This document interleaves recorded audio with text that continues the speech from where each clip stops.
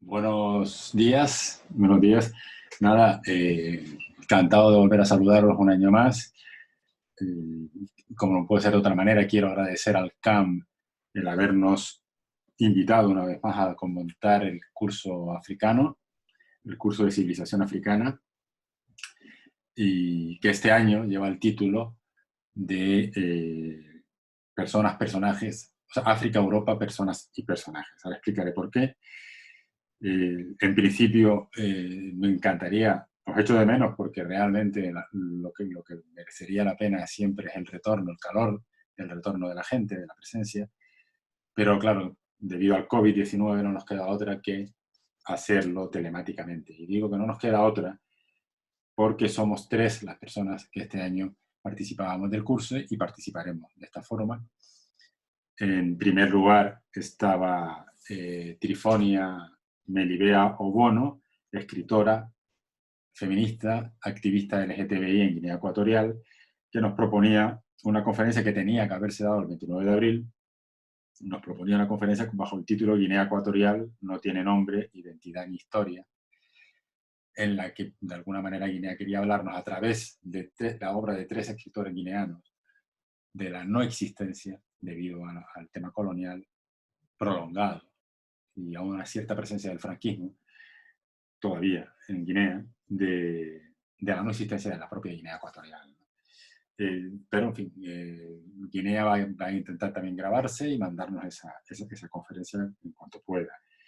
Después me tocaba a mí, el 21 de mayo, es decir, dentro de unos días, y lo grabo ahora y lo pongo a vuestra disposición. Y cerraba el curso Pepe Naranjo, que entre nosotros no necesita presentación, periodista, como sabéis, radicado en Dakar desde el año 2011 y ejerciendo ahí una labor muy, muy importante para el conocimiento también del mundo africano y de su actualidad.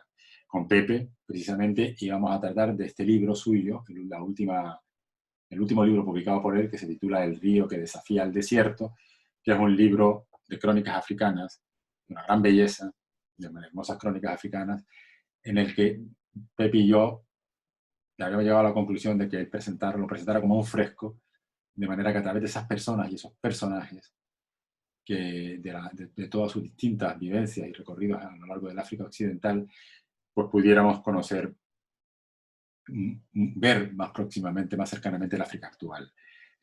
Al final, Pepe y yo hemos decidido que lo haremos como en un formato diálogo y lo grabaremos también. En principio, ¿por qué esta propuesta temática? Bueno, a mí me vino un poco la propuesta temática de personas y personajes. A partir de la última conferencia que di el año pasado sobre Frantz Fanon, que me di cuenta que todos los grandes hombres, grandes mujeres, etcétera, reflejan en su obra y en su actitud una época. Y entonces pensé que efectivamente, proponiendo que habláramos a través de personas y personajes, pues de la época que quisiéramos, va a poder ser actual o no, estaríamos reflejando la relación entre los dos continentes, pues básicamente Europa y África. En mi caso, particularmente, de una manera positiva, puesto que he elegido dos personas y dos personajes como son Teodoro Monod y Alioune Diop, que se conocieron, entrelazaron sus vidas y nos dan a entender un poco también cómo debería ser una forma más óptima, digamos, de relacionarse, más auténtica entre los dos continentes, entre Europa y África. Por otra parte, se trata de dos personas muy comprometidas, que ya desde su tiempo nos están haciendo una advertencia en sus distintas propuestas, que todavía lamentablemente hoy tiene una tremenda actualidad. Una advertencia que es una denuncia, por una parte, Teodoro Monod en cuanto al destroce que realizamos con la naturaleza, que a la vista está, ¿no? Evidentemente. Yo creo que el mundo hoy es más bello sin nosotros, cuando como hemos estado confinados, ¿no? Y Alioune Diop, que es un poco también la demostración del desprecio a la cultura africana que él encarnó y dio vida y casi, como veremos, inventó, ¿no? Entonces, eso es un poco la idea. El título de mi conferencia es El desierto, el alma, la ciencia y la cultura, dos hombres para un renacimiento. Y es un título que incluye estos cuatro conceptos que me pareció, tras la lectura y el trabajo en las obras de ambos autores, me pareció que de alguna manera sintetizaban muy bien a cada uno de ellos y a los dos, ¿no? Es decir, por una parte el desierto, que es una manera también, es el recorrido espiritual que ambos tienen, también en cuanto a sus respectivas religiosidades.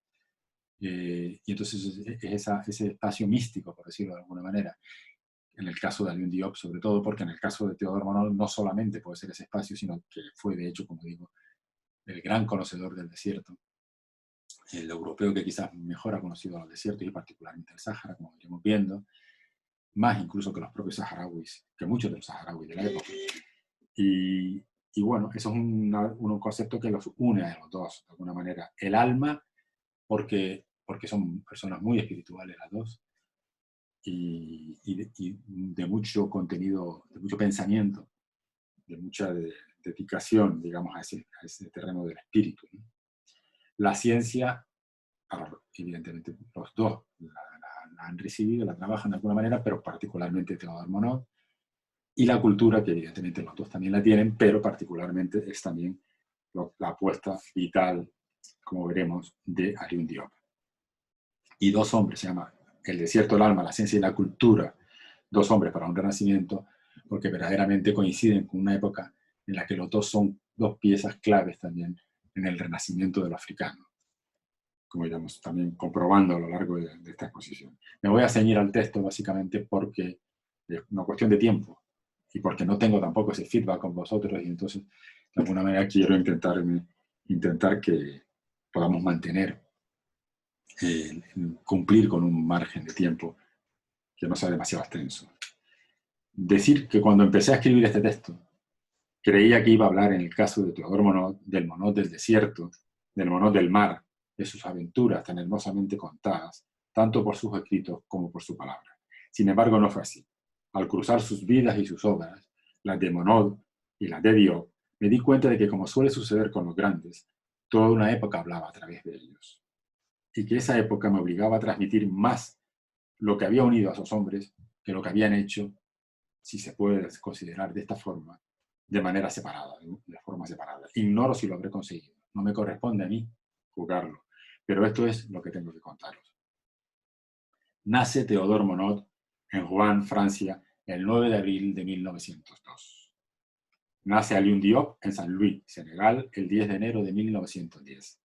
Del nacimiento de Monod, Nicole Bray, en su biografía de referencia titulada Monsieur Monod, científico, viajero y protestante, dice: el anuncio del nacimiento del niño es redactado a la manera clásica. El señor pastor Wilfred Monod y señora están encantados de comunicarles el nacimiento de su hijo Teodor. Rouen, el 9 de abril de 1902. Y añade: comunicado tradicional para la llegada de aquel cuya vida no lo será. Para su llegada a un mundo que no cesará de analizar, de amar según su formación, de una fe comprendidas e inalteradas desde la edad más joven hasta la edad más avanzada. Muchos años más tarde, el 4 de abril de 1993, a sus 91 años, en una locución dirigida, entre otros, a su familia, en un lugar para él memorable, el oratorio del Louvre, en el que su padre durante muchos años había ejercido su misión de pastor protestante, el propio Monod decía: nuestros viejos Monod son tal vez relativamente poco conocidos de los jóvenes que me escuchan hoy. Ellos merecen, sin embargo, serlo, aunque solo fuese para convencernos que hemos sido plenamente, desde su tiempo y en las primeras generaciones siguientes, más que una familia, una tribu, y más específicamente eso que la jerarquía de los nómadas saharianos llama una tribu de moravitos, consagrada en consecuencia a las cosas del espíritu, al conocimiento y a la religión. Heredero de una familia de pastores protestantes, le preceden 5 generaciones en línea directa. El propio Monod estaba destinado a ser uno de ellos, pero desde muy pequeño vive el desgarramiento entre ciencia y religión. A tal punto que cuando aún no había cumplido los 7 años, en el mes de febrero de 1990, sintiendo cómo a veces el vínculo por él ya establecido entre el bien, lo justo y Dios se desmorona, escribe de forma premonitoria para quien, apodado por sus colegas como el loco del desierto, iba a ser uno de los más grandes conocedores en el desierto y particularmente del Sáhara. Y decía entonces así: hay árabes que mueren de sed en el desierto y caravanas de camellos. ¿Es culpa de Dios, de los árabes o de los camellos? Y molesto añade, ¿es que no existe una ciencia que pueda enseñarnos esto? Estas son justamente las cosas que interesan. Alioune Diop, el hombre que había hecho de la modestia y de la discreción su divisa, en uno de esos raros documentos en los que hablaba de sí mismo, recordaba así su niñez. Después de clase, no tenía costumbre de ir a jugar con mis camaradas por dos razones. Siendo débil y enfermizo, no me gustaban los juegos violentos. Pero sobre todo, porque mis camaradas se burlaban de mí a causa de mi acento, que había adquirido de los Tuculer, con quienes había vivido 10 años. Estas circunstancias me hicieron amar la soledad y la ensoñación. Me gustaban los cuentos y las historias de los niños europeos de mi edad. Las lecturas y las imágenes me daban a conocer y a querer la vida, los juegos de los niños blancos. Yo les envidiaba. Algunas veces no leía, pensaba. Removía cuestiones metafísicas. Fijaba mi mirada y mi pensamiento en mi cuerpo y me preguntaba qué era, de dónde venía, qué eran el pensamiento y la voluntad, si la estera sobre la que me había acostado estaba viva y pensaba como yo. No tenía palabras para expresar esas ideas, pero las pensaba. Tanto Diop como Monod fueron hombres profundamente espirituales. Este, como hemos visto, marcado por la ciencia y aquel por la cultura. Ambas, ciencia y cultura, afectarían sus respectivas religiosidades sin por ello anularlas en ningún momento. En el caso de Monod, en febrero de 1920, todavía con 17 años, redacta en pocas palabras lo que iba a ser esencial en su pensamiento religioso, afectado ya por sus aproximaciones científicas. Dice así, si yo ya no veo a Dios en la vida, como no lo veo ya en el cielo estrellado, no conoceré más que un Dios interior y entonces vendrá el pensamiento que este Dios no tiene una existencia objetiva y es tal vez una sublime invención del alma humana. ¿Llegaré a no creer en Dios más que por la palabra de Jesucristo? ¿Por qué no? No encuentro pruebas de la existencia de Dios, pero Jesús afirma que Dios existe. No entiendo la oración, pero Jesús oraba. Volviendo mi fe completamente cristocéntrica, reencontraré la existencia de ese Dios que se me escapa porque he hecho demasiada ciencia. Tenemos que tener en cuenta de esta expresión final que tenía 17 años, cuando afirma que se le escapa la existencia de Dios porque ya ha hecho demasiada ciencia. Entre los 5 y los 10 años, Diop, en buen musulmán, cursó la escuela coránica, de cuya férrea disciplina no guardó buen recuerdo. A partir de los 10 años, ya en la escuela francesa, y siguiendo todos sus grados, desde la sixième hasta filosofía, declaró que ya en la première se permitió dudar de algunos preceptos religiosos, pero que fue sobre todo en filosofía cuando, según sus propias palabras, me transformé por completo. El estudio de la física, de la química, de la historia natural y de la cosmografía me abrió un mundo nuevo y me dio una concepción positiva del universo. Esta suprimió radicalmente todos mis prejuicios sociales y religiosos. Aprendí a amar a todos los hombres como a hermanos. Abandoné la idea de la tradición por la de progreso. Adquirí con este estudio el gusto por el análisis, por la reflexión, el horror por lo impreciso y lo aproximado. Finalmente, la filosofía me amplió la mente.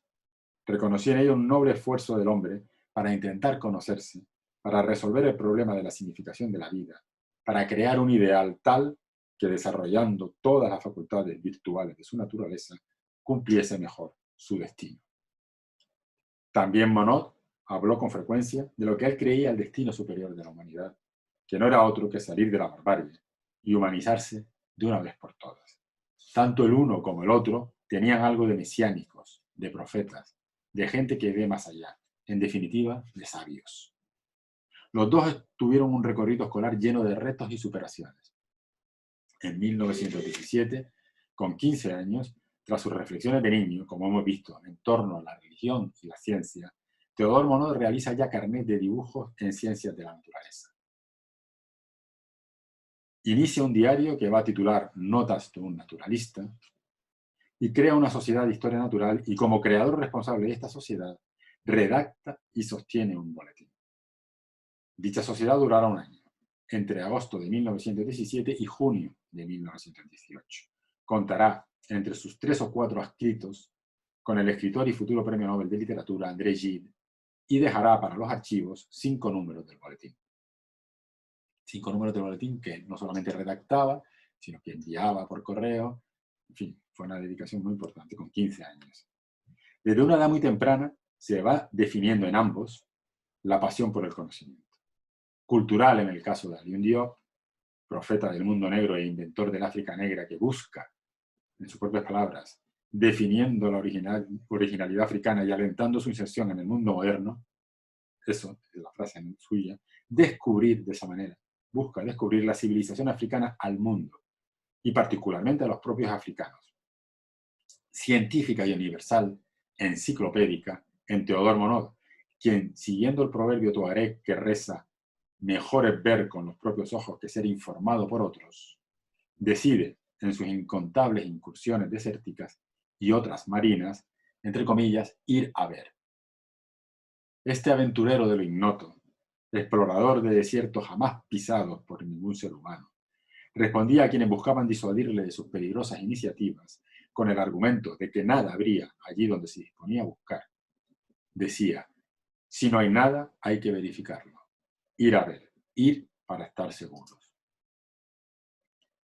Nicole Bret, en la biografía citada, publicada por primera vez en el año 1994, dice de este obstinado científico: el 9 de enero de 1994, a las 12:30, a sus 91 años, descendió por última vez de su último camello, de su última caravana. Ha cerrado un paréntesis, 61 años de expediciones a pie y en camello por los desiertos. Y si el profesor, siempre infatigable, ha vuelto a salir en febrero de 1994, ha sido esta vez en vehículo todoterreno por el desierto libio. A punto estuvo de equivocarse la biógrafa, pues 6 años después, a sus 98 años cumplidos, y a poco de sufrir el ictus del que habría de morir, según contaba a sus amigos más próximos, se encontraba preparando otra incursión en camello. Decía entonces que sería la última, y que después no le quedaría otra que ser razonable. Nunca lo fue, murió sin serlo. Se consideraba a sí mismo el último de los naturalistas, y lo justificaba de la siguiente manera: mi carrera científica, aunque me ha procurado múltiples ocasiones de satisfacer el gusto muy vivo por las cosas de la naturaleza, no habrá sin embargo conocido el armonioso y tranquilo desarrollo que solo pueden permitir un sedentarismo prolongado y una especialización exclusiva. En un momento en el que la amplitud sin cesar creciente de los conocimientos, así como la complejidad de los métodos en cuestión, exigen del investigador una especialización cada vez más estricta, me ha parecido honesto llamar desde el principio la atención sobre este aspecto, en verdad atípico, de una carrera que sin duda habrá escapado a las reglas habituales para verse privada de las seguridades del camino batido y lanzada desde pronto a la aventura, a través de los campos, o como decimos en África, en plena sabana. Añado que si las tentaciones de lo abierto me han encontrado tan a menudo indefenso, y si un insaciable apetito de conocer me ha obligado tantas veces a frecuentar a lo largo del camino la más instructiva de las escuelas, el matorral, estas infracciones a la regla del juego no me dejan, ya lo he confesado, apenas remordimientos. Tantas han sido las alegrías que me han procurado. Tal vez un caso tan singular como el mío podría encontrar, si no su justificación, al menos su explicación, en la noción de especie relicta, de especie en extinción. Aquello que durante tanto tiempo ha sido la norma, convertido ahora en la excepción. Solo algunos supervivientes retardados de un mundo desaparecido subsisten ahora. ¿Habré sido yo uno de ellos? Y quién sabe, tal vez el último. Aquí os pongo esta imagen, porque me parece que es muy definitoria, ¿no?, de su condición de explorador del mundo del desierto, y con todos sus distintos maletas, en fin, para coger animales, especies distintas, etc., ¿no? Es una imagen que le define muy bien, ¿no? Y según lo que decíamos antes de su propia expresión, según sus propias palabras, insaciable apetito de conocer, ese inventario científico del mundo hizo de este naturalista enciclopédico un hombre de talento, en numerosos dominios de los que, no siendo en ningún caso el propósito de esta exposición, nos sería imposible hablar hoy aquí. Baste con nombrar algunos de esos dominios a los que dedicó su atención, con una producción a lo largo de su vida de más de 1.200 títulos de artículos que ocupan solo con su enumeración 104 páginas de su bibliografía científica.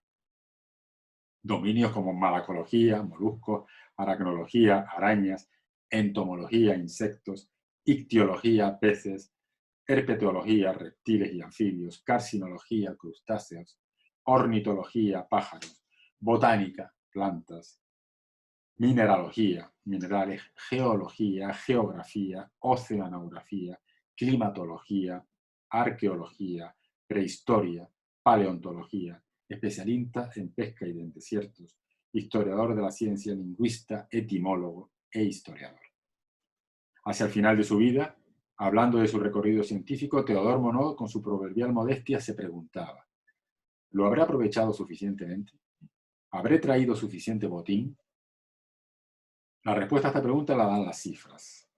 Monod descubrió 125 nuevas especies animales y 32 vegetales. Entre estas últimas, una flor que lleva su nombre, la monodalia, descubierta en sus primeras incursiones desérticas y a la que fue a buscar sin éxito en su última expedición, cuando contaba ya 94 años. Además, a lo largo de toda su carrera científica, Monod envió al Museo de Historia Natural de París más de 10.000 objetos de toda índole. Empezó siendo oceanógrafo, dominio que nunca abandonó, y pasó 70 años de su vida frecuentando los desiertos de arena, de cuya fascinación, durante su primera misión como zoólogo marino con 20 años, en las playas atlánticas del entonces Port-Étienne, hoy Nouadhibou, en Mauritania, se expresaba en estos términos: el orillo de espuma que adorna la bahía del Lebrel es la tenue línea que separa dos océanos, el del agua y el de arena, el Atlántico y el Sáhara. El equilibrio de este delgado tabique es inestable. ¿De qué lado voy a caer? Permanezco entre mis dos océanos, el que poseo y el que deseo, el de los navíos y el de los dromedarios, incierto, indeciso, desgarrado. Caravanas que sobre la arena húmeda de la playa atlántica partís al ritmo flexible y lento de los dromedarios. Con qué fiebre os miraba desaparecer. Caravanas en la nube de polvo dorado de las brumas secas, mientras yo permanecía fijado a la orilla. Ah, caravanas, suplicaba, al menos una vez llevadme. Por otra parte, insistía, al pasar de la mar al desierto, ¿hacía yo algo más que cambiar de océano? Ya sea de agua salada, de arena o de guijarros, siempre es un océano. Y por eso, tras haberlos vivido alternativamente, se descubren tantos puntos en común entre la vida del marino y la del sahariano, tan secreto y profundo parentesco. La caravana, pequeñísima superficie habitable y segura, que se desplaza a ras de suelo por un océano petrificado, unas veces de arena, otras de guijarro, es un navío.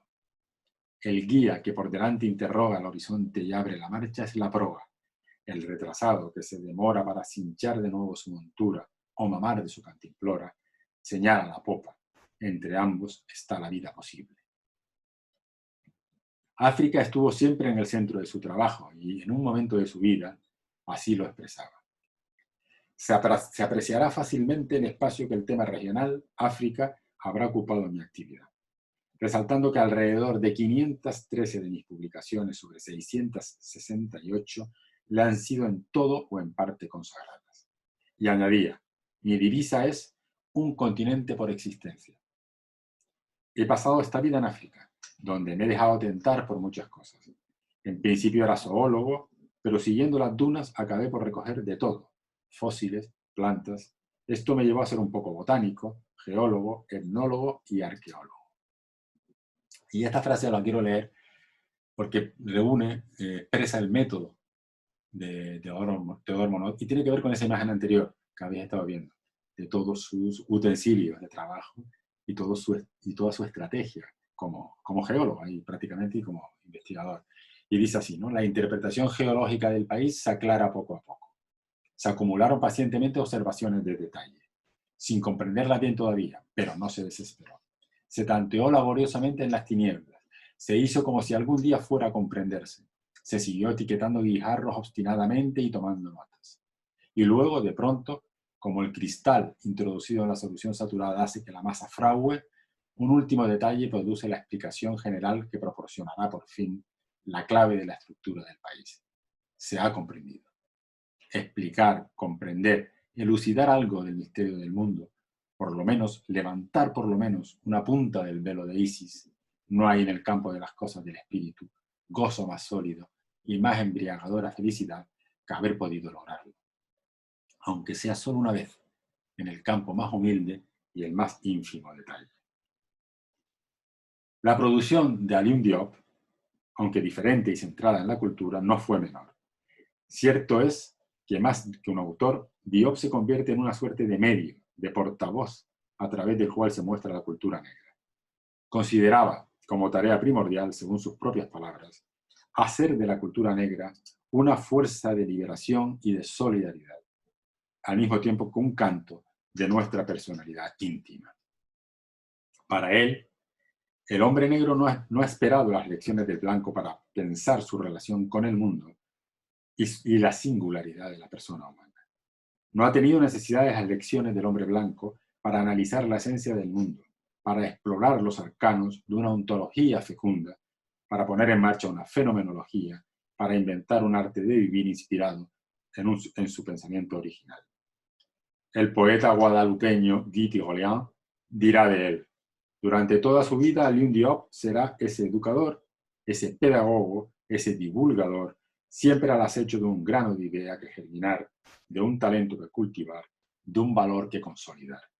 No tendrá sino una meta: la revalorización de la herencia cultural del hombre negro.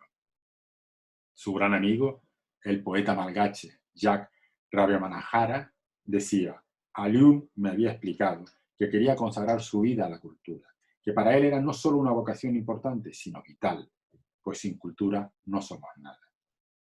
En 1932 consigue su título de bachillerato, que le permite dejar por primera vez su país, Senegal, e inscribirse a partir del curso siguiente en la Facultad de Letras de la Universidad de Argel, donde, preparando un certificado en filosofía, conoce, entre otros, a Albert Camus, con quien mantendrá una intensa relación hasta la muerte del escritor el año 1960 en accidente de coche.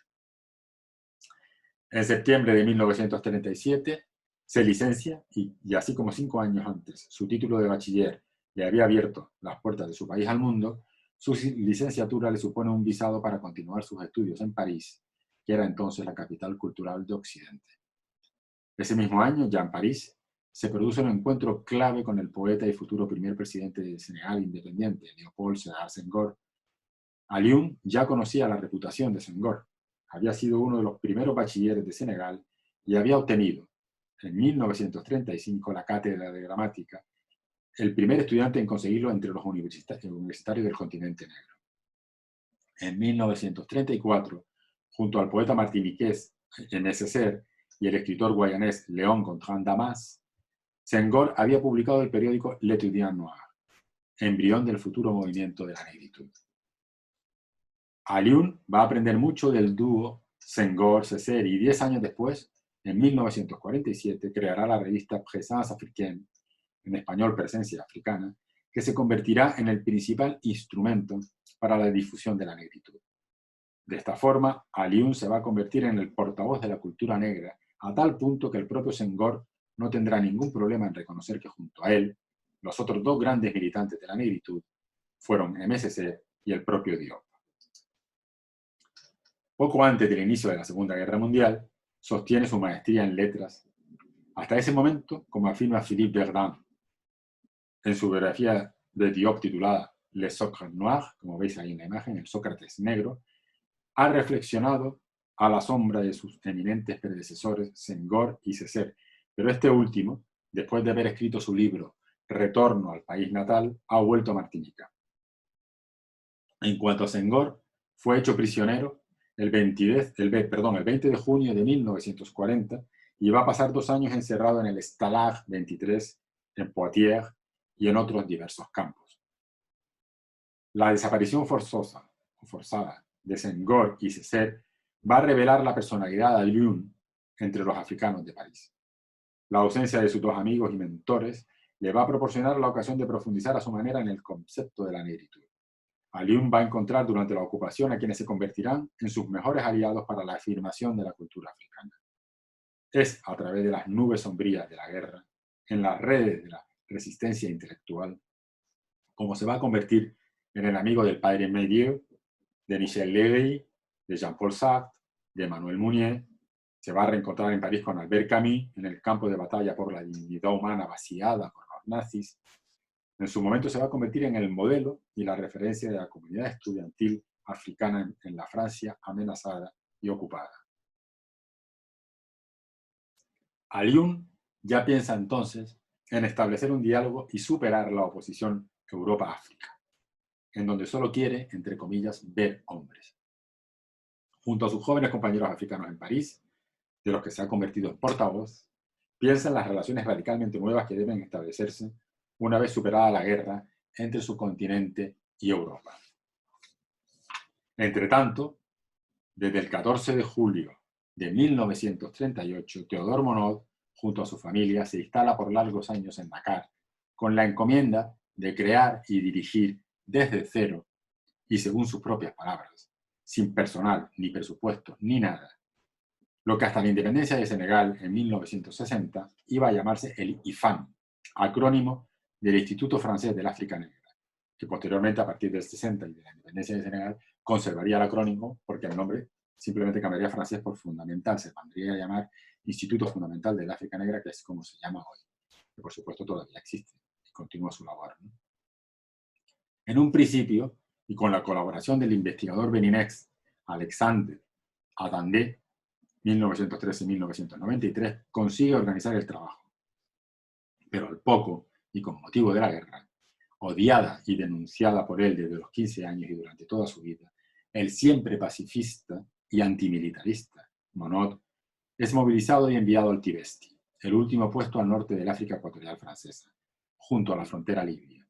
Allí, aislado en el puesto, ese obstinado científico conocido entre los saharauis como el hombre que se alimenta de papel y de tinta y no para de escribir, realiza numerosas expediciones al desierto y recaba multitud de datos y objetos. Y os voy a leer también este texto, aunque lo tengáis ahí, porque me resulta muy significativo también de lo que es el desierto y de tal como lo expresa de una manera muy bella Théodore Monod. Probablemente también en esa época, porque está hablando del Tibesti, entre otros ejemplos, ¿no?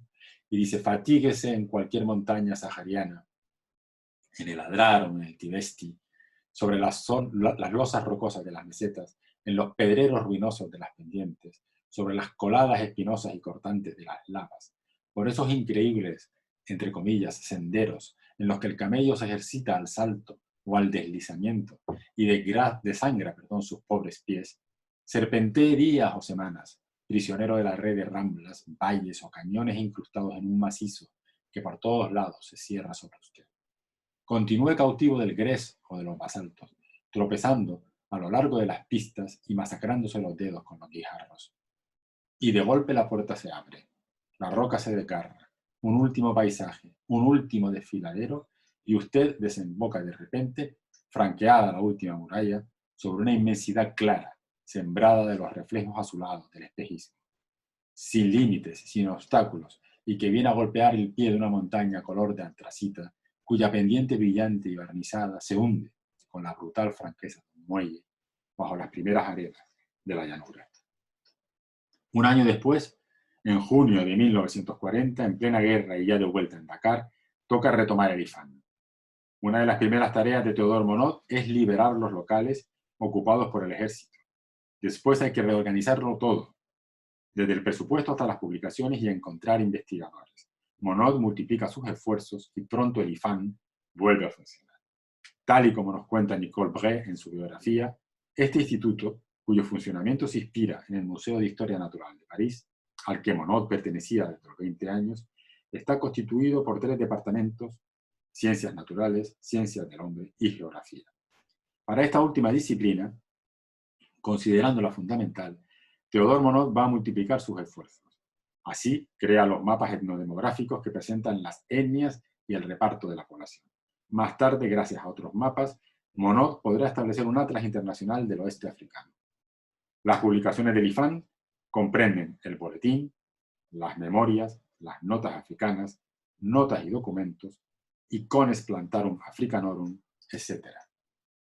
Notas africanas se convierte pronto en el enlace a través del cual, desde los horizontes más diversos, cada cual puede comunicarse con el IFAN. Cada cual puede enviar observaciones, artículos o peticiones. Todos centrados en la investigación científica en el África Occidental francesa. La finalidad es interesar al público más amplio posible en la investigación y en el IFAN. Iniciado por algunas hojas duplicadas, Notas Africanas se desarrolla, se imprime, toma el título de revista y todavía hoy se edita.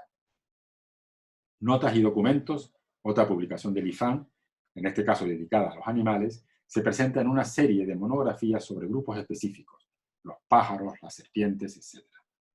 Icones Plantarum Africanorum sigue el modelo de notas y documentos, pero especializándose en plantas africanas. El estudio museográfico fue igualmente tema de investigación para el director del IFAN y 2 museos, entre ellos ven la luz, el Museo de los Esclavos y el Museo del Mar. Ambos en la isla de Gorée. Unos años más tarde se crea el Museo Etnográfico en Dakar. En fin, tras lo escrito y lo objetual, Teodor Monod organiza encuentros, en particular la Conferencia Internacional de Africanistas del Oeste, que reúne a los investigadores de los países del África Occidental. En Dakar en 1945, Bissau en 1947, Ibadan 1949, Fernando Po 1951, Abiyán 1953, Sao Tomé 1956, Accra 1959. Finalmente, el director del IFAN se vio obligado a aceptar toda una serie de responsabilidades nuevas en el dominio de los esfuerzos internacionales de colaboración y de coordinación científica en África, y así se convirtió progresivamente en secretario general y fundador de la Conferencia Internacional de Africanistas del Oeste, vicepresidente de la West African Science Association, y es desde su mismo origen miembro del Consejo Científico para África. Para poder sobrellevar, con el añadido de sus múltiples viajes de exploración científica, esta tarea ingente, de la que no duda en afirmar que la realiza literalmente y según reza la divisa del IFAN, a mayor gloria de la ciencia y de África, Monod cuenta en Dakar con algunos colaboradores, pocos, que son a su vez amigos. Gilbert Vieillard, 1899-1940, responsable desde 1938 del Servicio de Tecnología del IFAN, sección PEL, muerto prematuramente del año 1940 en la Segunda Guerra Mundial, y el gran escritor maliense Amadou Hampâté-Bâ, 1901-1991, son 2 de ellos, 2 de estos colaboradores. Otra colaboradora esencial es su mujer, Olga Pikova, quien, según Ambroise Monod, el hijo de ambos, fue una esposa fuera de lo común. Víctima de la pasión por descubrir de Teodor Monod, ella se encarga, además, de mantener viva la presencia familiar de su marido durante sus prolongadas y frecuentes ausencias, del mantenimiento de los ficheros, la clasificación de algunos documentos y la ayuda en la redacción de los trabajos. Pero Olga es judía, e incluso en Dakar tiene que estar, entre comillas, identificado, con obligación de inscribirse en las listas que el gobierno colaboracionista francés del mariscal Pétain imponía para ello.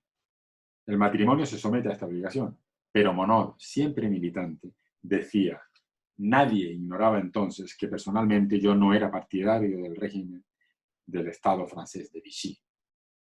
Y no solo se había negado por motivos de conciencia a prestar juramento al mariscal Pétain, sino que solicitado por la delegación del gobierno petanista en Dakar para que colocase retratos del mariscal en los despachos, a la pregunta de cuántos iba a necesitar, responde: los menos posibles. De igual forma, reclamando al secretario general del gobierno francés en Senegal los impresos para la obligatoria inscripción de su esposa, le envía la siguiente nota: querido señor B., yo no tengo el honor de pertenecer al mismo pueblo que Jesucristo, San Pablo, San Juan, Maimónides, Spinoza, Mendelssohn, Einstein y Berzón. Pero mi mujer más afortunada tiene ese privilegio. Puedo pues rogarle la amabilidad de hacerme llegar los impresos necesarios para su inmatriculación en su nuevo registro. Gracias anticipadas y reciba mi más alta consideración. Los impresos, por supuesto, nunca llegaron. Este periodo de guerra, por su compromiso cívico, fue especialmente intenso y arriesgado para Teodor Monod. Desde octubre de 1940 a octubre de 1941, todos los lunes, redacta para los oyentes de Radio Dakar algunas páginas sobre temas diversos. Como destaca Nicole Bray en la biografía citada, se trata de ensayos de divulgación en los que habla de temas para él recurrentes, como la religión y la ciencia, el diálogo del cosmos y del pensamiento, la naturaleza, la vida de los astros, de las rocas, de los animales y de las plantas, en la que la nuestra, en su momento, se reconoce o se distingue. Estas crónicas transmiten un mensaje a la vez pacífico, religioso y científico, donde Monod, con humor a veces, mezcla pedagogía y humanismo. Disculpen que lea un poco. En cualquier caso, se trata de textos altamente comprometidos, que por su naturaleza no van a poder difundirse por mucho tiempo.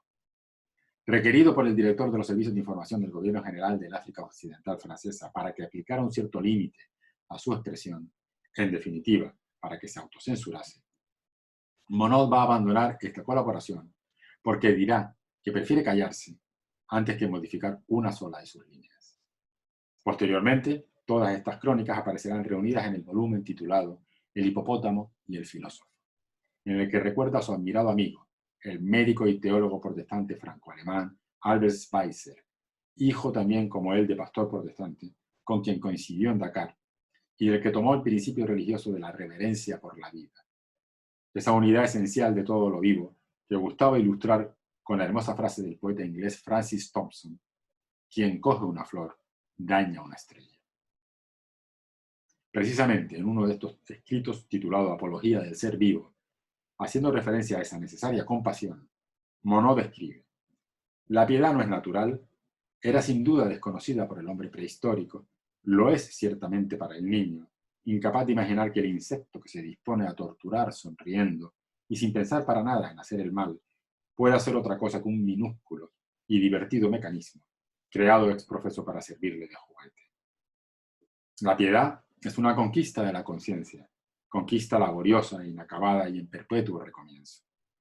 El prejuicio común de nuestros contemporáneos, y no debemos olvidar que escribía este artículo en plena Guerra Mundial, un poco avergonzados sin confesarlo, busca desacreditar la piedad para dispensarse de tener que practicarla, calificándola de sensiblería. Y añade, fuera de esa compasión por todo lo vivo, nuestras, entre comillas, civilizaciones no son más que barbaries mal camufladas. Para ilustrar esa necesidad de la piedad, gustaba Teodor Monod de contar una anécdota titulada El pájaro caído del nido, del sabio maliense Tierno Bokar, maestro de su amigo y colaborador, el escritor también maliense Amadou Ampateba, que dice así: un día de 1933, mientras Tierno Bokar enseña a sus discípulos y el viento sopla, una ráfaga más violenta que las otras hace temblar y romperse un nido de golondrina, de donde cae al suelo un polluelo. Entonces interpela a sus discípulos diciéndoles: dadme ese hijo de otro. Y continúa: alabado sea Dios, cuya gracia previsora abraza a todos los seres. Con una aguja y un hilo, repara el nido y vuelve a colocar al polluelo. Volviéndose entonces hacia sus discípulos, les dice: es necesario que os hable aún de la caridad, pues me apena ver que ninguno de vosotros tiene en grado suficiente esta auténtica bondad del corazón. Y sin embargo, cuánta gracia hay en ella. Si tuvieseis un corazón caritativo, os habría sido imposible escuchar una lección, aunque tratase sobre Dios, cuando una criatura miserable os gritaba auxilio.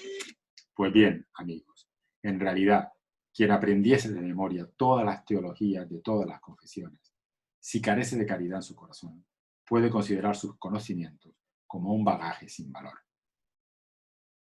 El principio Schweitzer de reverencia por la vida, que para Monod solo es nuevo para el occidente cristiano, que en su opinión ha abandonado totalmente los deberes del hombre para con el animal le parece una promesa, una revolución por venir, una nueva moral justamente para ese occidente cristiano. En 1948 se publica en Dakar un artículo anónimo, pero que nadie hoy duda en adjudicar a Teodor Monod, titulado La luz de los animales, en el que Monod escribe: mientras que deberíamos poner al servicio del animal los dones que hemos recibido, de corazón y de inteligencia, respetarle, protegerle, curarle, en definitiva, considerarle como una criatura de Dios. ¿Qué es lo que hacemos?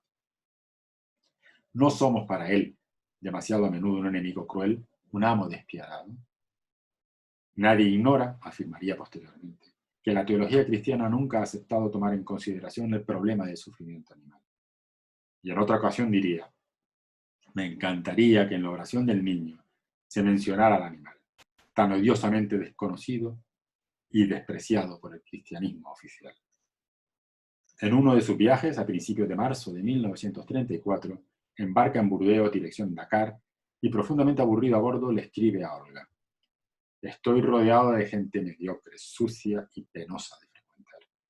Una serie de pequeños funcionarios que van a representar a Francia en África y a participar en la gran obra civilizadora que, dicen los discursos ministeriales, hemos emprendido allí. Triste mentalidad. ¿De qué hablan?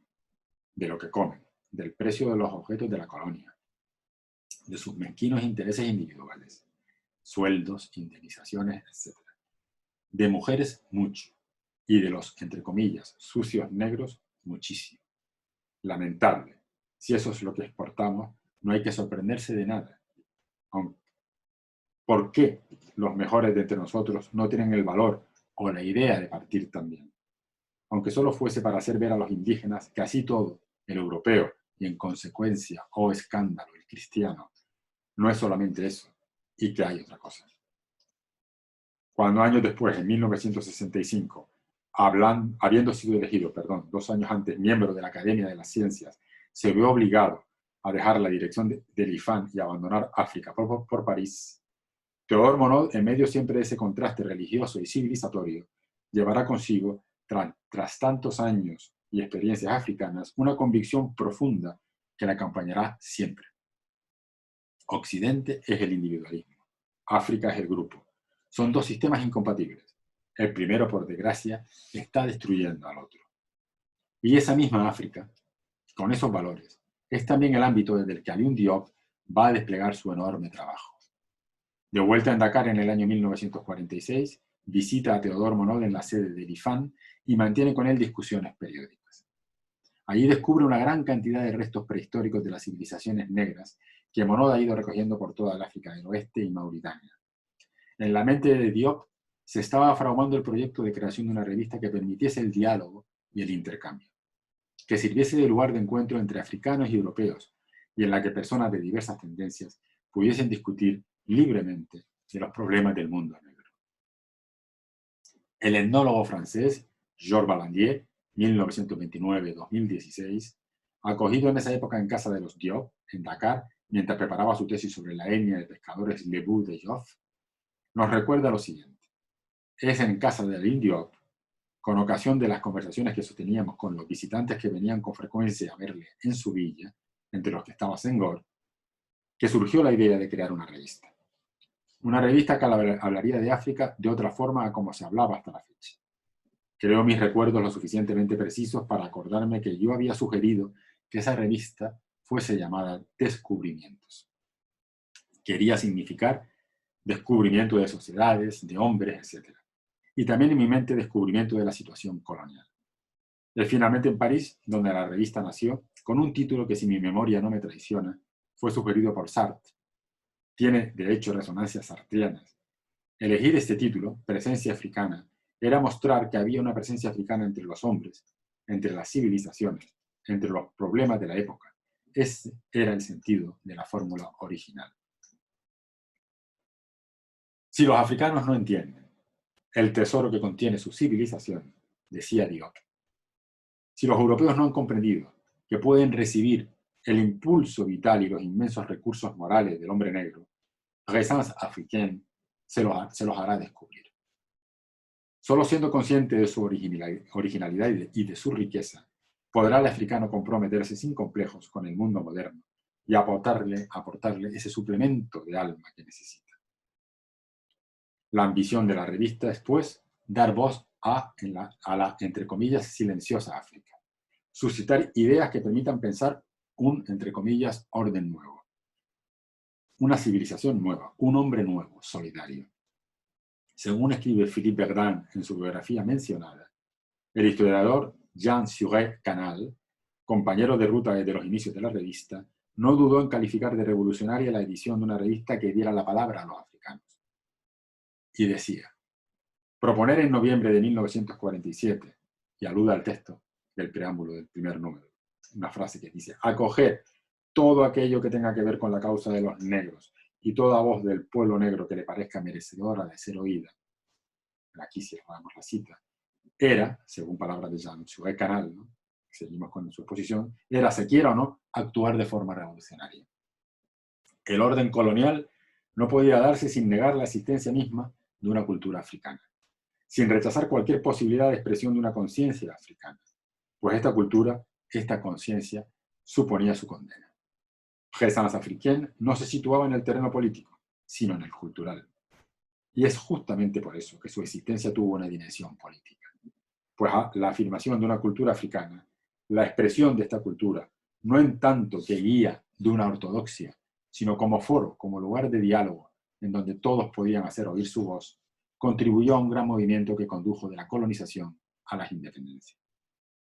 Lilian Kestelot, 1931-2018, directora de investigación en el IFAM y especialista y pionera en literaturas negroafricanas francófonas, refleja este proceso de forma inmejorable en su libro Historia de la literatura negroafricana.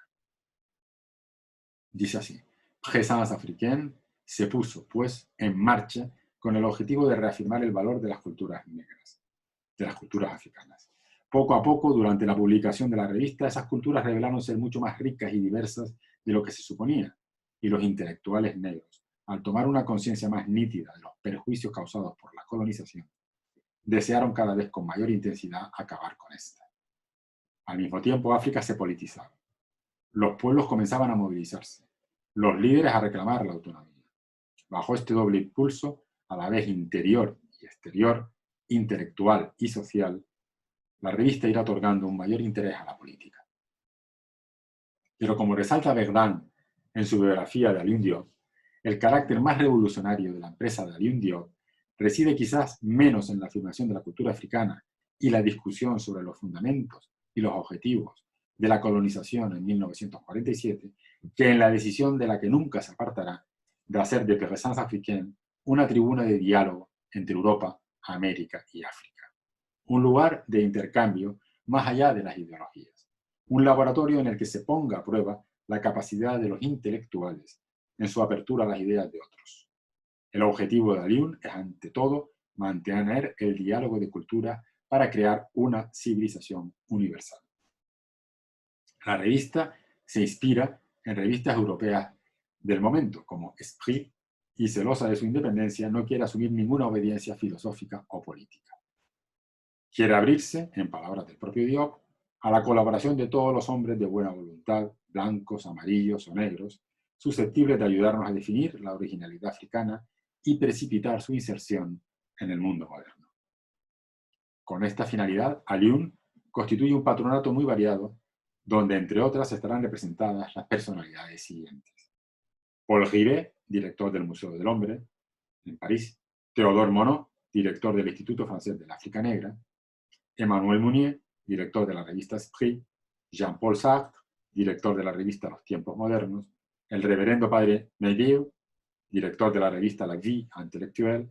Albert Camus, Michel Léry, Leopold Sédar Senghor, etc. Con el mismo criterio confiará posteriormente la realización de algunos números temáticos de la revista a amigos de gran prestigio y autoridad intelectual como el propio Vallandier para el arte negro o Théodore Monod sobre el mundo negro. Y aquí dice Théodore Monod esta frase en el prólogo, que está escrita aquí en esta diapo, ¿no? Donde de forma hermosa dice: este número especial de la revista Présence africaine ambiciona mejorar el conocimiento de una rama de la humanidad en lo que ella pueda tener de específico, a fin de conocerla mejor, comprenderla y, en consecuencia, amarla.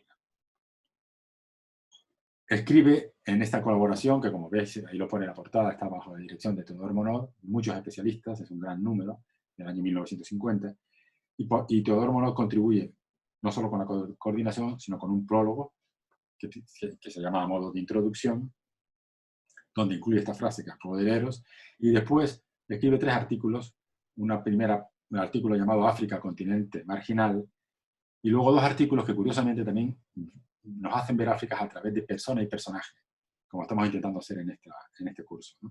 Uno de ellos está dedicado a un emperador, Mansa Musa I, que es el emperador más importante del Imperio de Mali, después del fundador, es Soundiata Keita, del fundador del imperio en 1325, o sea, es un emperador de mediados del siglo XIV, Mansa Musa, y después habla también en otro artículo de este número temático de la persona que acabamos de ver en pantalla y al que hemos referido, el maestro de Amadou Pateba, de Tierno Bokar, ese místico sufí, con un artículo titulado Un hombre de Dios, Tierno Bokar. Realmente son, ya digo, 2 artículos estos que nos hacen ver muy bien África a través de personas y personajes, ¿no? Y luego continuamos. De forma simbólica, el primer número de la revista se publicó al mismo tiempo en París y en Dakar, me refiero obviamente a la revista Présence Africaine, en el mes de noviembre de 1947. El logotipo de la revista y de la futura editorial lo elige el propio Diop a partir de un ideograma Dogon que simboliza la unión de la tierra, representada por las patas del cocodrilo hundidas en el barro, con el cielo representado por las alas del pájaro. El signo resume el espíritu de la revista: un hombre de pie, los brazos abiertos, pero sólidamente arraigado, fuente de vida por haber tomado el color de la tierra africana. Veremos más adelante cómo también Teodor Monod creará su propio ideograma, donde condensar su visión del mundo. A partir del año 1947, en el que se crea la revista, impresiona la fecundidad, la capacidad de trabajo de Alioune Diop. En 1949, espoleado por el éxito de la revista y bajo su mismo nombre, abre editorial con la intención de convertirse, según sus propias palabras, en un espacio en el que novelistas, cuentistas, ensayistas, poetas y pensadores del mundo negro puedan por fin expresarse y ver circular sus obras. Esta es la sede de la librería, de la revista y de la editorial. Présence Africaine, en el número 25, como veis, de Rue des Écoles en París, que es el centro, bueno, el pleno barrio latino, barrio de universidades, etc., ¿no? En una época en la que, como acabamos de ver, las luchas por las independencias de las colonias africanas están alcanzando su apogeo, la creación de una editorial que pretende ser el espacio en el que los escritores negros puedan por fin expresarse y ver circular sus obras, tiene inevitablemente el sabor de la militancia y la pulsión del compromiso. De hecho, a lo largo de la inagotable década de los 50 del siglo XX, década que con justicia debe ser calificada no solo como la de las luchas por la primera liberación de África, sino como la del renacimiento intelectual negroafricano, la editorial Présence Africaine publica obras de marcado carácter político. Publica obras de Fanon, por ejemplo, y en fin, publica textos de Cheikh Anta Diop, en fin, cosas muy importantes, ¿no? Pero a lo largo de todos estos años, desde su fundación en 1949, la editorial no solo se ha dedicado a la publicación de libros, sino que desde su posición preeminente ha trabajado en procurar el conocimiento de la civilización negra a través de congresos, festivales, sociedades, coloquios, seminarios, etc. El primer congreso, denominado Primer Congreso de Escritores y Artistas Negros, cuyo cartel promocional fue realizado por Pablo Picasso, 1881-1973, fue organizado por la editorial Présence Africaine entre los días 19 y 22 de septiembre de 1956 en el anfiteatro de Descartes de la Universidad de la Sorbona en París. De ahí esta imagen emblemática, ¿no? Magnífica, en la plaza de las afueras de la Sorbona, de todos los participantes en ese congreso. Las actas de este congreso fueron publicadas por la revista Présence Africaine bajo el título La crisis de la cultura negroafricana. Las principales conclusiones alcanzadas en este encuentro entre escritores y artistas africanos, americanos y antillanos podemos reducirlas a 3. No hay pueblo sin cultura, no hay cultura sin ancestros, y no hay auténtica liberación cultural sin liberación política previa. Desde hacía tiempo, Alioune Diop reflexionaba sobre la necesidad de crear un espacio de encuentro permanente entre los creadores del mundo negro. Entre los creadores básicamente de cultura, ¿no?, del mundo negro. Así fue como al cierre de este primer congreso, una resolución pide la creación de un espacio de reflexión e intercambio necesario para el renacimiento del mundo negro. Este espacio recibiría el nombre de Société Africaine de Culture, Sociedad Africana de Cultura, y en el preámbulo de su acta fundacional define así sus objetivos: unir por lazos de solidaridad y de amistad a los hombres de cultura del mundo negro, quienes, conscientes de su misión, se comprometen a crear o favorecer en la crisis actual las condiciones necesarias al pleno desenvolvimiento de sus propias culturas, así como a cooperar en el desarrollo y saneamiento de la cultura universal. Muy pronto la sociedad abre secciones en diversas partes del mundo y la revista Présence Africaine, convirtiéndose en su órgano de comunicación, favorece el intercambio entre las mismas. 3 años después del primer congreso, calificado en la época como un bandún cultural, la Sociedad Africana de Cultura organiza en el Capitolio de Roma, entre los días 26 de marzo y 1 de abril de 1959, el segundo Congreso de Escritores y Artistas Negros, cuyo cartel promocional es realizado esta vez por el artista sudafricano Gerard Sekoto, 1913-1993, y cuyas actas serán publicadas en la revista Présence Africaine bajo el título general La unidad de las culturas neuroafricanas. Este congreso giró en torno a las relaciones entre colonización y cultura, y en él se destacó la existencia de una civilización negroafricana como base de la unidad y solidaridad de los distintos pueblos negros. Producto de una resolución tomada en este segundo congreso, se organizó en Dakar, Senegal, entre los días 1 y 24 de abril de 1966, el primer Festival Mundial de las Artes Negras, que se convertiría en una auténtica celebración de la cultura africana en sus manifestaciones tanto cultas como populares. En Dakar coincidieron entonces la cultura, la política y el folclore africano al más alto nivel. Se dieron todo tipo de manifestaciones artísticas, esculturas, teatro, danza, acrobacias, música, etc. En cuanto a exposiciones, se reunieron en Dakar 500 piezas representativas del arte negro procedentes de museos de todo el mundo, y se promovió un coloquio titulado Funciones y significaciones del arte negro en la vida del pueblo y para el pueblo, cuyas conclusiones fueron posteriormente publicadas por la revista Présence Africaine. El escritor francés y entonces ministro de Cultura en el gobierno de Charles de Gaulle, André Malraux, presente en el festival, dijo: "Este festival, esta exposición son un éxito. El presidente Senghor, Senegal y África deben este éxito a un hombre que conoce su trabajo, Alioune Diop". A lo largo de todos estos años, desde su creación, Présence Africaine ha estado en la organización no solo de estos congresos y festivales, que fueron en sí mismos hitos en la rehabilitación del mundo negro, sino también de innumerables coloquios y seminarios que se fueron sucediendo desde entonces hasta hoy. Además, y en línea con su actitud comprometida, la editorial y la SAC, la Société Africaine de Culture, la Sociedad Africana de Cultura, organizan conferencias y promueven documentos destinados a denunciar el escándalo del apartheid, y en Francia, el grupo de Présence Africaine va a destacar como un núcleo militante por una Argelia independiente. De hecho, una decena de colaboradores de la revista firmó el Manifiesto de los 121 en septiembre de 1960 para denunciar la tortura y la represión en Argelia, y más grave aún a los ojos del régimen del general de Gaulle, para llamarla a la insumisión. Entre ellos estaba el profesor Théodore Monod. Firmando este documento, Monod buscaba demostrar que, aun siendo funcionario, quiere permanecer libre de expresar siempre su absoluto rechazo de la guerra y sus consecuencias. Decir no le supone persecución, varios meses de suspensión de sus prerrogativas como director del IFAN y la retirada de toda firma.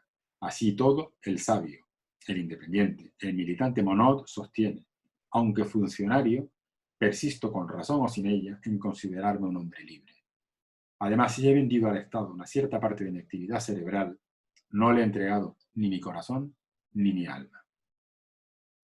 Instalado, como hemos visto, en París a partir del año 1965, pero sin renunciar a sus infrecuentes viajes de exploración científica, Monod, lejos de tranquilizarse tras llevar años demostrando sus capacidades científicas y de resistencia en medios hostiles, va a implicarse mucho más en su combate militante, tanto en sus acciones como en sus escritos.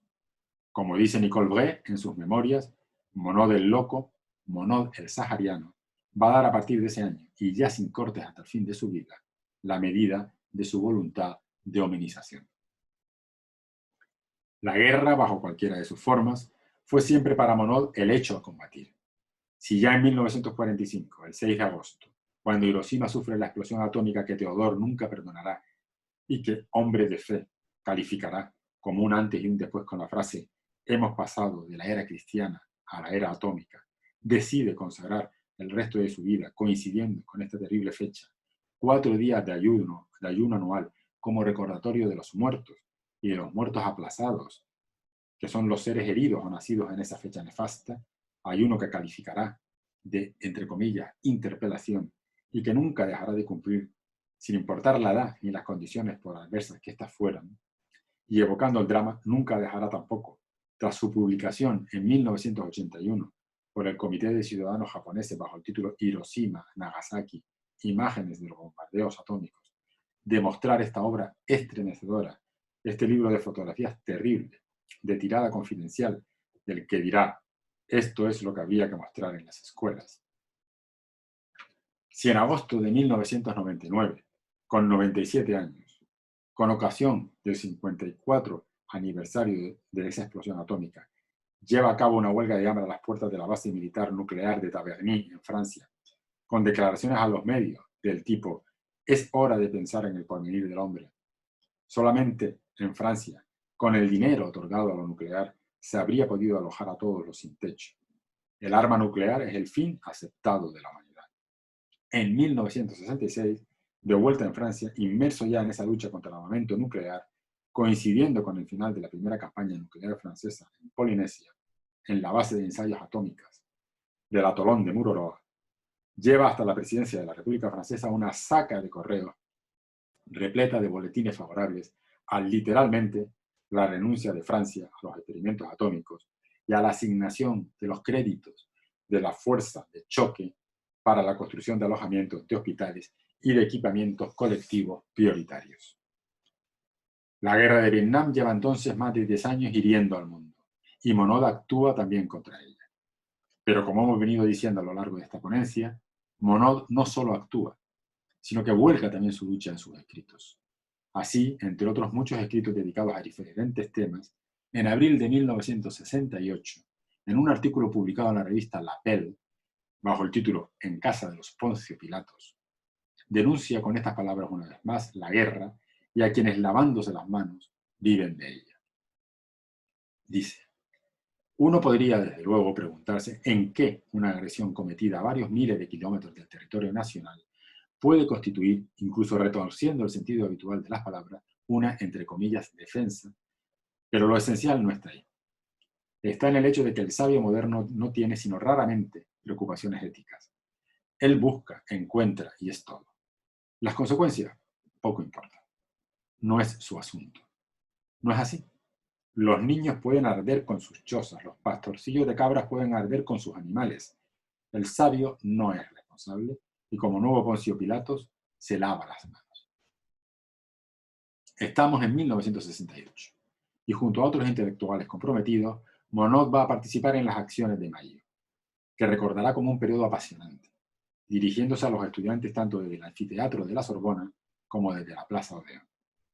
El 1 de diciembre de 1969, publica en la Unión Pacifista un artículo que, cuestionando de raíz la letra de la Marsellesa, que rechaza desde que tenía 20 años, escribe: yo sé bien, lector, lo que usted me va a decir para intentar justificar la Marsellesa. La letra, su sentido, el espantoso estribillo sanguinario. ¿Qué se puede hacer? Cantan sin siquiera pensar en lo que gritan, sin siquiera saber de lo que se trata. Tal vez, pero lejos de ver ahí una excusa, encuentro un agravante. Tenemos derecho a cantar un himno nacional que en principio debe expresar el ideal del país entero, sin preocuparnos del sentido de las palabras. Los loros quizás, pero los hombres. Entonces, ¿no sería prudente y justo, si somos lo que pretendemos ser, un pueblo civilizado, sustituir esos gritos salvajes por palabras menos guerreras, oliendo menos a edad de bronce, y ancestrales barbaries. Muchos gritarán blasfemia, sacrilegio, crimen de lesa divinidad, traición. Pero ¿por qué tendríamos que estar para siempre condenados a enseñar a los niños un canto de muerte cuando es el respeto a la vida, de toda vida, lo que importa resaltarles? A lo largo de 1971, entrega artículos a las redacciones de los periódicos que, siendo más digeribles para estos, no abandonan el tono firme y los términos comprometidos y resultan no solo modernos, sino anticipatorios. En ellos escribe sobre sexo, sobre dinero, violencia, drogas y alcoholismo. De todos ellos quiero destacar uno que bajo el título Un océano vertedero, preguntando, profetizaba ya entonces las catástrofes de la contaminación marina y las futuras mareas negras. En ese artículo resalto este párrafo. Hay que pensar también, y muy seriamente, en la protección de los mares contra los daños de todo tipo ocasionados a diario y hasta ahora de manera impune contra ellos, contra su flora, contra su fauna. Más aún cuando apenas entramos en la era de las contaminaciones de todo tipo, entre comillas, que parecen haberse convertido decididamente en la razón social de nuestra, entre comillas, casa, de nuestra casa. En cualquier caso, los problemas del océano forman parte de un todo y no tendrán una solución que no sea global. Solo una revolución psicológica y espiritual sería capaz de arrancar al hombre de la barbarie técnicamente perfeccionada que llama, entre comillas, civilización, y de ese culto exclusivo al provecho que explica, sin justificarlo por supuesto, tanto de nuestras modernas agresiones contra la naturaleza, contra los seres vivos, contra la belleza de nuestras costas. Habrá que cambiar de costumbres o resignarnos a la larga, sin duda, pero con toda seguridad, a catástrofes que no deberán nada a la cómoda y providencial, entre comillas, fatalidad. Aquí, el COVID-19 es una de ellas, que nos hace ver nos pone delante las palabras anticipatorias de Theodor Monod. 2 años después, en 1973, publica en La Unión Pacifista un valiente artículo titulado La ofensiva de los quepis, donde queda meridianamente claro su rechazo de la institución militar. Tarde o temprano, la opinión abrirá los ojos, no solo frente a la inutilidad, sino frente a la malignidad de una institución ya enferma y que se ve hoy obligada a tratar de justificarse. Después de todo, hay que comprender a esta gente, haber consagrado su vida a una institución sin porvenir, a un oficio que pronto o tarde va a desaparecer, a una gran máquina de matar condenada a diario de forma severa por un número creciente de conciencias.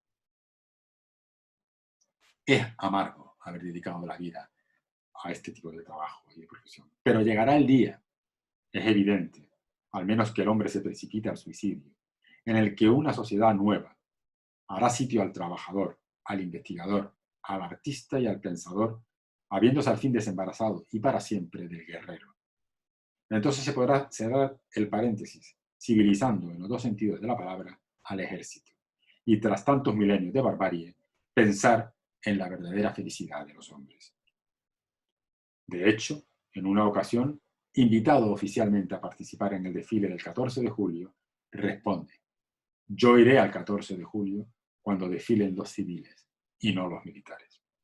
A partir de 1970 y desde sus inicios, Monod se vincula al movimiento ecologista y dentro de este es por su vinculación a la lucha campesina en defensa de sus tierras del Artsakh, codiciadas por el ejército, para ampliar en más de 10.000 hectáreas un campo de maniobras que ocupaba ya 3.600, por donde se manifiesta su antimilitarismo y su lucha por la vida.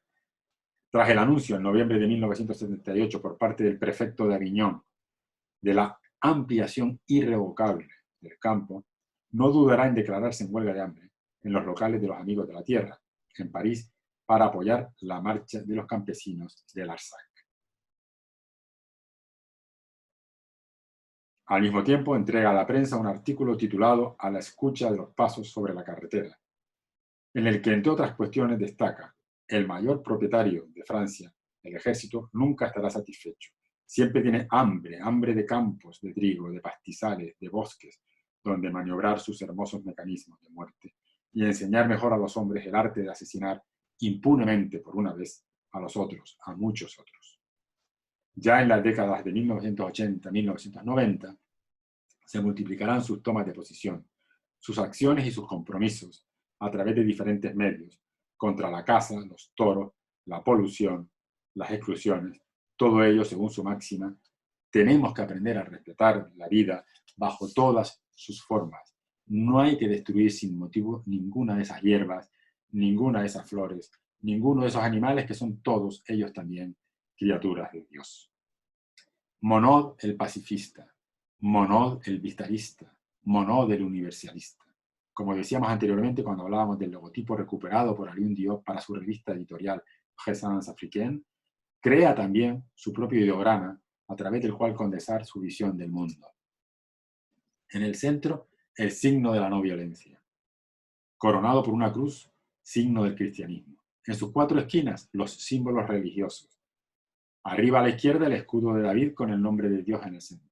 Arriba a la derecha, insertado en un círculo, el nombre divino, Alá. Abajo a la derecha, una flor de loto simbolizando las religiones de la India. Y finalmente, abajo a la izquierda, los signos del yin y del yang para las religiones de China. Todos estos signos aparecen enmarcados por citas latinas. El sol luce para todos, numerosas flores una sola raíz, así como un extracto del Apocalipsis de Juan, también en latín, que dice: había un árbol de vida cuyas hojas servían para la curación de las naciones. De él decía Monod: he aquí un pequeño dibujo que yo llamo mi escudo, sobre el que veréis que estas 5 grandes tradiciones tienen en común que están orientadas por la punta de sus ramas, los ramos, que arraigan todas en la misma fuente, la misma agua. Veréis algo abajo que un poco transversalmente tiembla, que representa el agua, si queréis el agua primordial, y es de ahí de donde han surgido todas las grandes religiones. Teodor Monod desea aproximar las grandes religiones de la humanidad y cuenta una anécdota que da testimonio de ello. Un día un musulmán de Mauritania quiso convertirme al Islam. Usted es un hombre de fe, debería unirse a nosotros, me dijo. Yo le respondí: considero que existe una única montaña que escalamos unos y otros, por senderos diferentes, con la esperanza de encontrarnos un día en la cima, en la luz, por encima de las nubes. Esto expresa bien, según creo, la idea de una unión de los hombres a partir de sus diferencias. Y esa es la intención de su ideograma, en el que el símbolo de la no violencia, por extraño que parezca, en medio de todas esas grandes religiones, es el signo al que Monod fue siempre fiel. Ya hacia el final de sus vidas, Monod y Diop han vivido lo suficiente. Monod casi un siglo, como para ver desfallecer sus esperanzas cómplices. En 1978, 2 años antes de morir, en uno de sus últimos textos, Diop escribe: nosotros somos, pueblos del tercer mundo, prisioneros de la civilización occidental, víctimas de su hipertrofia, de sus apetitos egoístas y de su implacable voluntad de poder. Nuestra madurez ha sido herida, se expresa cada vez menos, y la vocación moderna de nuestras civilizaciones le cuesta surgir y mostrarse. Philippe Verdun, en su biografía citada, nos dice que en estos últimos años, Alioune Diop reconoce el fracaso relativo de la resistencia de la cultura africana al imperialismo de las series televisadas estadounidenses y al modo de vida europeo. Viendo en las latas de Coca-Cola abandonadas en las playas de la Casamance el símbolo de la alienación cultural de un África basurero. Así, en 1980, un año en el que, al igual que Monod 20 años después, un ictus acabaría con su vida, en su último texto conocido escribe: ¿qué es la modernidad sino la expresión global del poder supremo del hombre occidental sobre la naturaleza y los pueblos? Nosotros consideramos que la modernidad que cubre el mundo actual es occidental, que sería saludable que cada civilización secrete su propia modernidad. Los menos favorecidos en esta carrera hacia la automodernización son los pueblos negros. ¿Tiene África la capacidad de pronunciarse sobre la modernidad que le conviene? ¿No han pensado siempre por ella, decidido y actuado por ella? Ya es hora de dar voz y autoridad al pueblo africano. La occidentalización de las costumbres y de los sueños retrasa nuestro desarrollo. Despleguemos una opinión pública africana enraizada en la sabiduría, en la experiencia social y en la íntima madurez del pueblo africano. Y Monod, en el 2000, año de su fallecimiento, en uno de sus últimos discursos, con la autoridad que le dan sus lúcidos 98 años, rebosantes de experiencia, nos dice: lo que resulta muy grave es que desde hace cierto tiempo siento la tentación de la desesperanza, y eso para un cristiano es algo extremadamente grave, porque el espectáculo del mundo, el comportamiento del hombre hacia sus semejantes, hacia los otros seres vivos, esa tortura practicada en una sesentena de estados y aún en más, todo eso para alguien que tiene un alto nivel del hombre, que desearía ver al hombre salir de la prehistoria, que desearía ver humanizarse al hombre de una vez por todas para alcanzar lo que creo es su auténtico destino. Es un espectáculo desgarrador ante el cual a veces uno está tentado de ceder a la desesperanza. Muchas gracias por haberme escuchado, si habéis llegado hasta aquí, al final. Nada, deciros que encantado de compartir con vosotros otra colaboración y en el CAM como espacio. Y bueno, si os gusta, si les gusta el CAM, creo que les plantearé la posibilidad, quizás más adelante, de poder hacer una sesión presencial de esta colaboración y de las otras a ser posible. Nada, me despido de vosotros, que paséis que quedéis sanos y salvos de esta epidemia y que aprendamos entre todos a transformar el planeta que se lo merece. Muchísimas gracias y hasta la próxima.